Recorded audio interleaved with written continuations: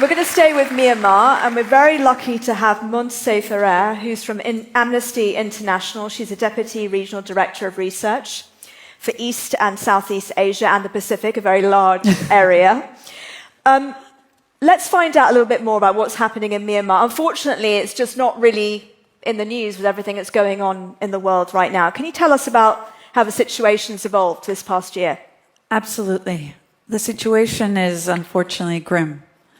Since the coup, around almost 5 years ago, the conflict has continued to escalate. And this year is no exception.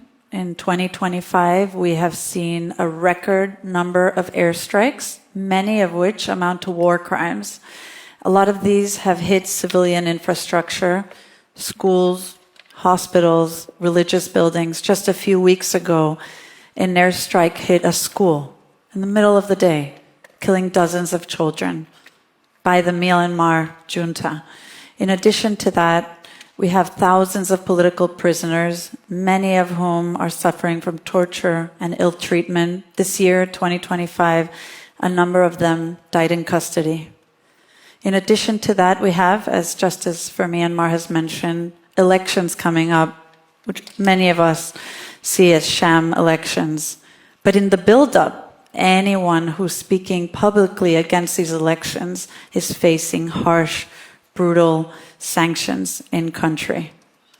And finally, we have had a significant cut in aid in this country, in Myanmar, following the earthquake that hit Sagaing region.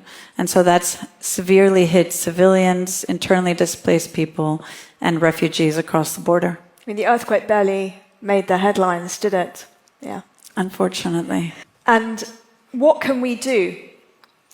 There's a lot that we can do, specifically on Myanmar, and I've spoken to Justice for Myanmar, so some of these messages come also from them. First, especially for audiences in Sweden, inform yourself. Justice for Myanmar and the Swedish Burma Committee have put out a piece recently talking about how a lot of the pension funds in this country, in Sweden, are being invested in companies that have links to the Myanmar junta. So inform yourself, know where your pension fund are going. That's one. Two, and this message is for...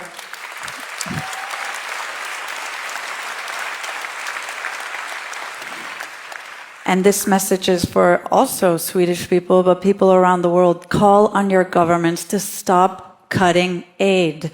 Swedish government has cut aid. The US government has cut aid. So many countries are cutting aid at a time where we cannot see that happening. Human rights defenders don't get support. Civilians who are impacted by airstrikes don't get support, etc. This is really not a moment to be cutting aid. Monse Ferrer, thank you so much from Amnesty International. Thank you.